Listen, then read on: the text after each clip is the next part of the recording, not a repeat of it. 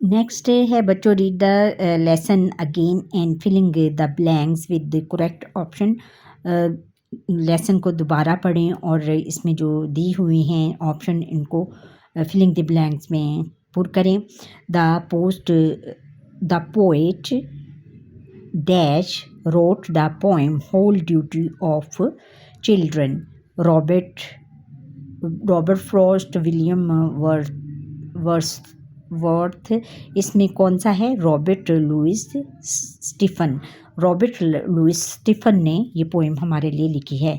फिर नेक्स्ट है कि in the poem the poet is talking about meals, manners, games and sports. Manners के बारे में उन्होंने कहा है, यहाँ पे आएगा manners. A child should always see what is false, true, right और रॉन्ग। फॉल्स इसमें आएगा ट्रू आएगा, sorry. A child should behave mannerly at sofa, bed, chair और टेबल। टेबल यहाँ पे क्या आएगा? टेबल। टेबल के बारे में उन्होंने ये नज़्म लिखी है।